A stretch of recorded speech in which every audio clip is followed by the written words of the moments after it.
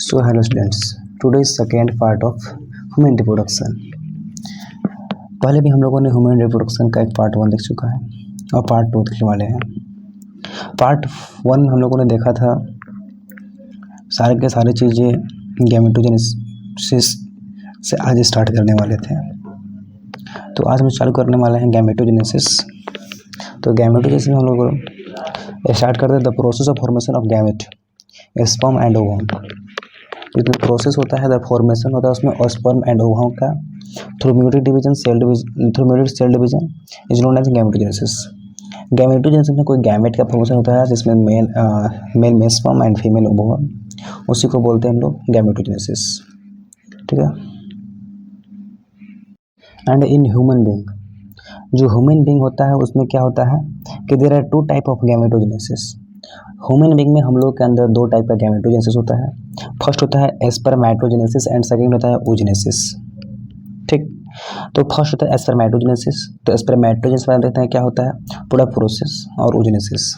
ठीक, spermatogenesis the process of formation of sperm through meiosis cell division from germ cell present in testis of male is called spermatogenesis. तो spermatogenesis में क्या होता है, formation of sperm through meiosis cell division.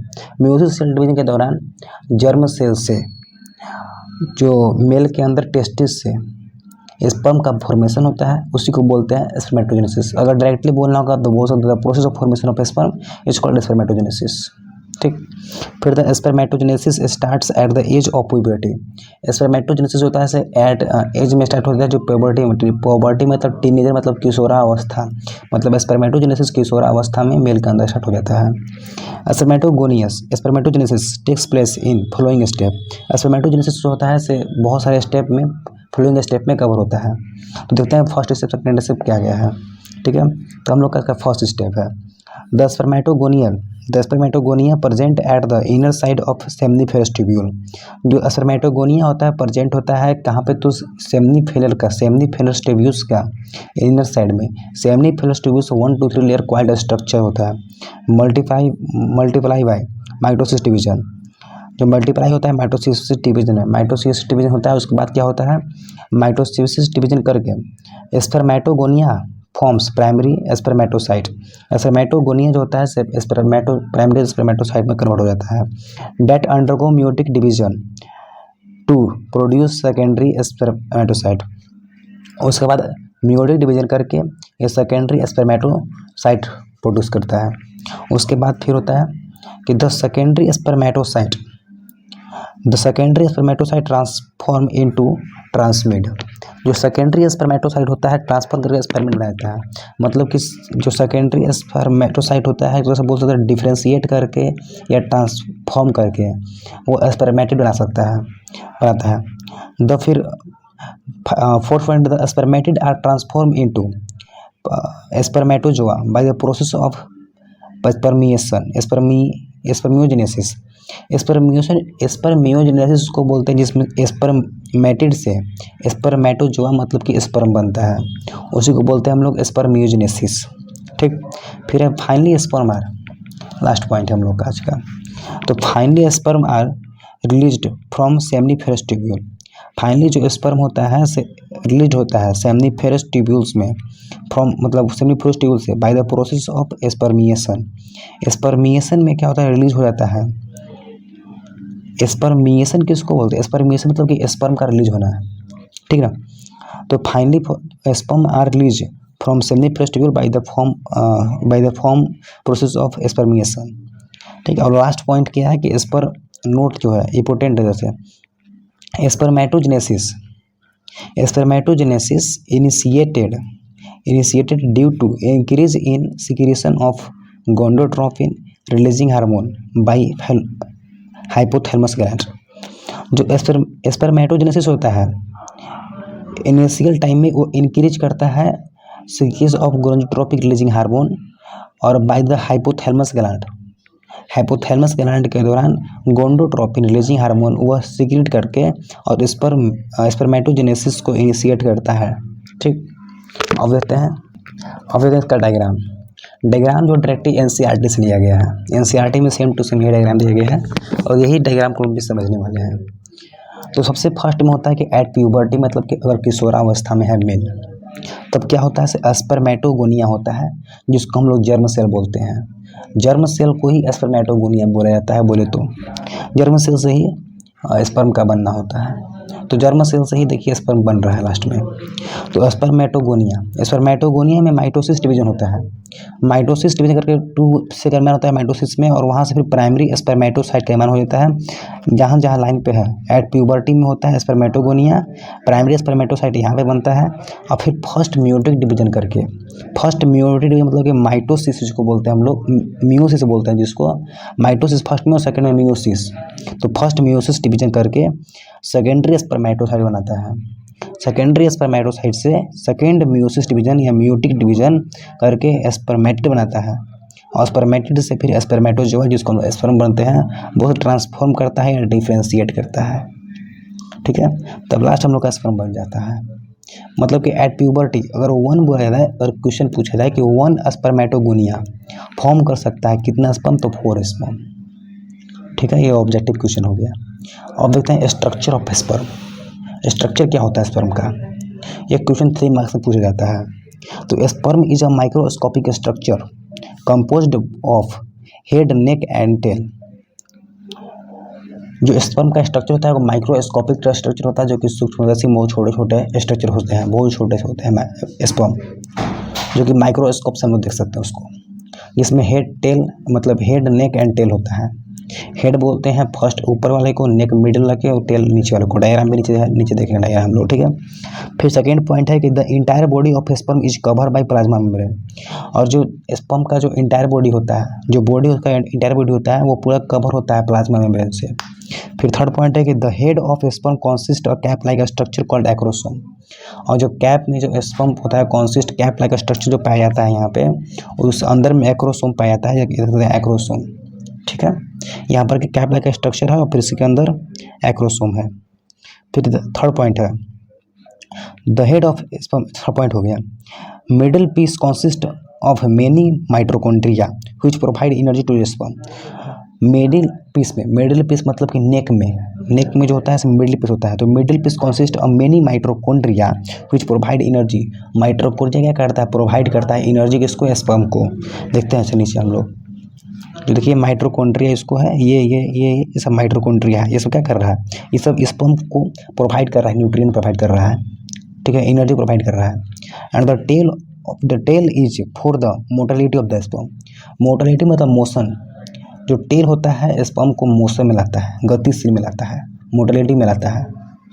ठीक है, अब देखते हैं आगे। अब है oogenesis। oogenesis क्या होता है, तो oogenesis भी सेम वैसे ही होता है। ठीक ना, the process of formation of sperm through meiosis, cell division from germ cell present in ovary of female. oogenesis में क्या बनता है, ओवम बनता है। कहाँ से बनता है, जर्म सेल से बनता है। जर्म सेल फीमेल और मेल दोनों में पाया जाता है। मियोसिस सेल डिवीजन से बनता है। ठीक, मियोसिस सेल डिवीजन करके जर्म सेल प्रेजेंट होता है, जर्म सेल से मियोसिस सेल डिवीजन करके ओवम का फॉर्मेशन होता है, और जो कि ओवरी ऑफ फीमेल से बनता है, present in ovary of female, called oogenesis। ठीक है, अब तो oogenesis initiated during the embryonic development.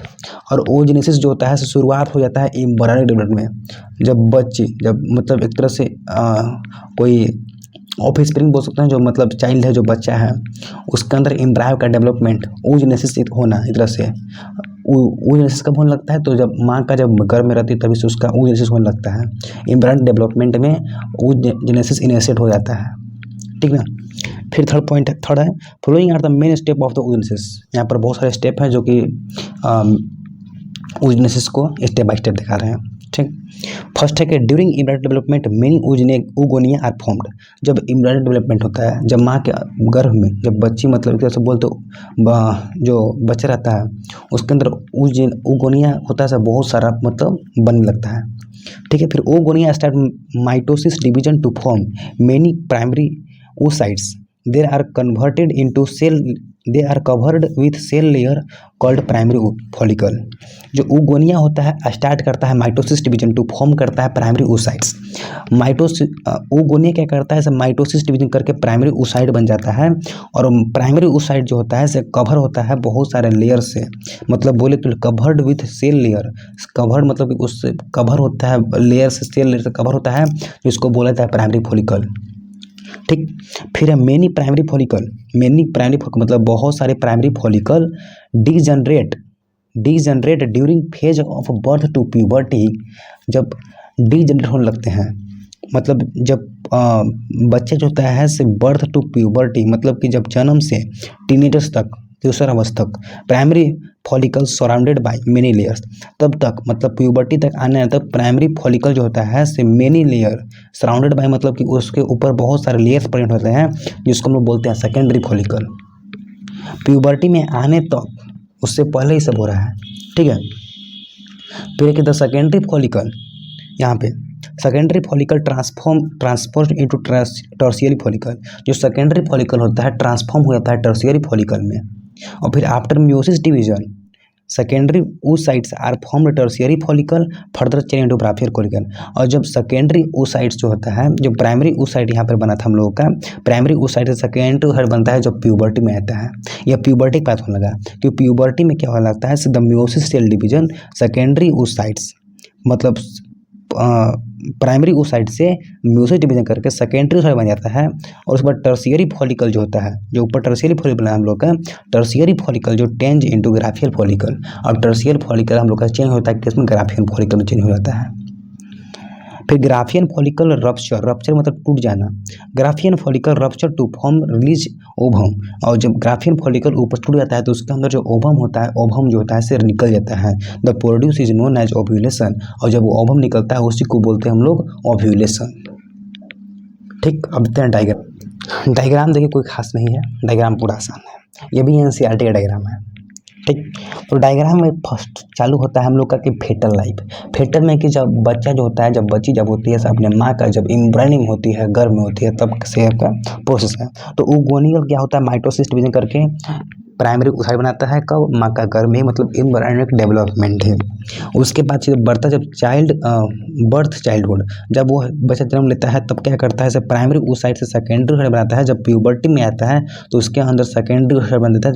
जब बर्थ में था तो यहाँ पे म्यूसिस डिवीजन करके और फिर प्यूबर्टी में पहुँचने के बाद सेकेंडरी oocyte बनाता है।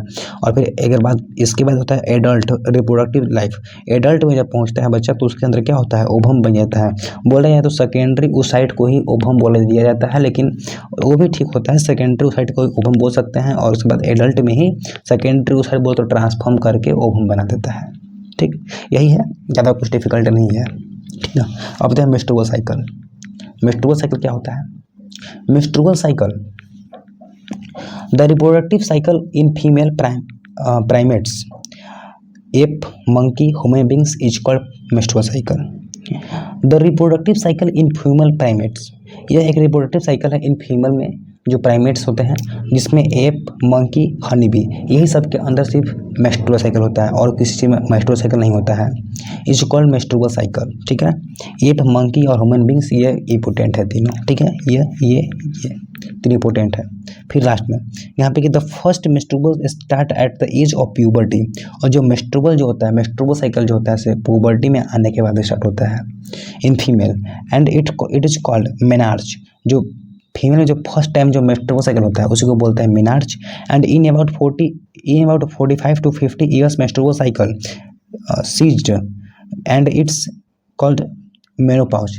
जब 45 to 50 ईयर्स का जब फीमेल्स हो जाती है तो वुमेन्स हो जाती है तो उसके अंदर क्या होता है, मेंस्ट्रुअल साइकिल सीज हो जाता है, बंद हो जाता है, जिसको हम लोग बोलते हैं मेनोपॉज। ठीक, अब देखते हैं आगे। तो menstrual cycle divides into 4 layer and repeated at the average interstitial of 28 to 29 days. Menstrual cycle जो होता है इसे डिवाइड कर देता है 4 स्टेज में। ठीक है, एंड एवरेज इनिशिएट होता है 20, वह जो होता है 28 to 29 डेज का एवरेज में हो जाता है, इनिशिएट हो जाता है इनिशियल। ठीक, देखते हैं चारों पॉइंट ये है। फर्स्ट है मेंस्ट्रुअल साइकिल, सेकेंड है फॉलिकल, एंड थर्ड है ओव्यूलेटरी, और फोर्थ है ल्यूटियल। तो menstrual cycle, follicle cycle, ovulatory phase and luteal phase क्या होता है। मेंस्ट्रुअल फेज में क्या होता है 1 to 5 डेज का होता है। इसका डिफिनेशन भी ऐसे ही है कि menstrual phase begins and the first day of menstruation and last day till the 5th days menstrual cycle, जो मतलब फर्स्ट डे में स्टार्ट होता है मतलब कि, और वो लास्ट 50 डेज तक मेंस्ट्रुअल साइकिल मतलब हो जाता है। ठीक है, फिर है फॉलिकल क्या, तो है फॉलिकुलर फेज। फॉलिकुलर फेज क्या होता है, 6 to 13 डेज का होता है फॉलिकुलर फेज। ये फॉलिकल फेज होता है बिफोर ईग रिलीज होता है, जब ईग मतलब ओवम, ओवम का जब रिलीज नहीं होता उसके पहले होता है फॉलिकुलर फेज एट पोबर्टी। तो when follicular phase begins level of progesterone and estrogen are low, और जब फॉलिकल फेज होता है तो बिगिंस करता है, शुरुआत करता है किस चीज़ का, तो प्रोजेस्टेरोन एंड एस्ट्रोजन लो हो जाता है उस टाइम। उसके बाद ईग रिलीज होता है, ओवम जब रिलीज होता है तो ओव्यूलेशन फेज जिसको बोला जाता है, उस पेज में 45 to 15 डेज मतलब कि 15वां या 14वां या 15वां दिन ये घटना होता है कि ovulatory phase begins with a surge in luteinizing hormone and follicle stimulating hormone level LH मतलब कि luteinizing hormone stimulate egg release. जो ओवुलेटरी फेज में होता है तो शुरुआत होता है जब इस luteal phase and follicle stimulating hormone जो लेवल होता है एलिस क्या करता है, एग रिलीज को क्या करता है, स्टिमुलेट करता है। एलिस मतलब कि ल्यूटिनाइजिंग हार्मोन जो होता है एग रिलीज को स्टिमुलेट करता है, नियंत्रित करता है। फिर है कि ल्यूटियल फेज होता है आफ्टर ईग रिलीज होता है, मतलब ईग रिलीज के बाद the remaining part of the Graafian follicle transform into corpus luteum. जो ग्राफियन फॉलिकल होता है रप्चर होता है, जब टूट जाता है उस हम लोग पीछे होता है ओव्यूलेशन जो बोलते हैं, ओव्यूलेशन जो पढ़े हुए हम लोग, वो ट्रांसफॉर्म कर जाता है कार्पस ल्यूटियम में, और कार्पस ल्यूटियम से ही प्रोजेस्टेरोन का प्रोड्यूस होता है, रिलीज होता है। ठीक, एक डायग्राम है एनसीईआरटी का, यह एनसीईआरटी डायग्राम ये खुद समझने वाला है। इसमें कोई मतलब कि एस्ट्रोजन बढ़ता है, प्रोजेस्टेरोन कैसे होता है, एलएच एफएसएच ये ठीक है, और डेवलपिंग के बारे में फॉलिकल से कैसे वैसे बनता है, आप लोग समझ सकते हैं खुद से। और फर्टिलाइजेशन एंड इम्प्रेनेशन क्या होता है। फर्टिलाइजेशन तो लोग पढ़ते हुए हैं, इम्प्रेशन भी हम लोग को फर्स्ट पार्ट में मैंने बताया है थोड़ा सा, ठीक है, तो उसको भी देख लेंगे। इम्प्रेशन को पूरा एकदम डीपली स्टडी कर लेंगे, और फर्टिलाइजेशन को भी। तो फर्टिलाइजेशन में the process of fusion of sperm and ovum is called fertilisation. तो प्रोसेस ऑफ फ्यूजन मतलब कि जब स्पर्म एंड ओवम का जब फ्यूजन होता है, जब मिलाव होता है, तब उसी को बोलते हैं fertilisation. And zygote are form after fertilisation, और जब फर्टिलाइजेशन होता है उसके बाद ही जाइगोट का फॉर्मेशन होता है। फिर the mitosis cell division start, zygote moves through the isthmus by the process of cleavage. और जब माइटोसिस डिवीजन होता है तो स्टार्ट जब जाइगोट होता है से माइटोसिस डिवीजन करके जाइगोट जो होता है इस्थैमस की तरफ जाता है। इस्थैमस मतलब कि फैलोपियन ट्यूब की तरफ जाता है, जो कि डायग्राम आप देख सकते हैं अभी, ठीक है। By the process of cleavage, isthmus होता है फैलोपियन का ट्यूब का एक तरह से भाग होता है, ठीक है। जो जाइगोट जो होता है इस्थैमस की तरफ जाता है, उसी को बोलते हैं हम लोग क्लीवेज बोलते हैं। ये भी मेन पॉइंट है जो अंडरलाइन किया हुआ है, सारा का सारा मेन पॉइंट्स है, ठीक है। तो फिर सेकंड पॉइंट है, थर्ड पॉइंट कि it forms 2, 4, 8, 16 daughter cell called blastomere. जो 2, 4, 8, 16 जो डाउटर सेल बनते हैं उसी को बोलते हैं ब्लास्टोमियर, ठीक है।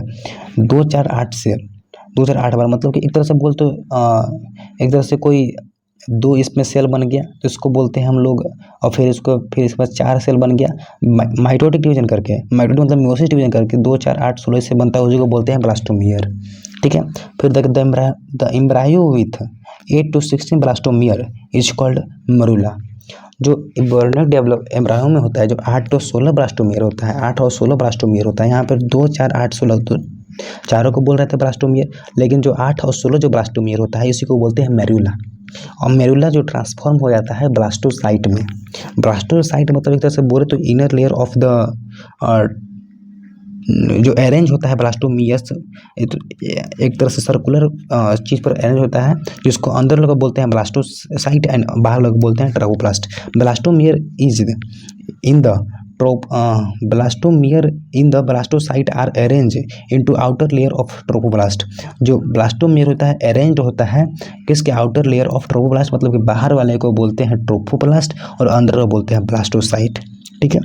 पॉइंट को समझना है पूरा, एक पॉइंट। तो the blastocyst embedded in the endometrium.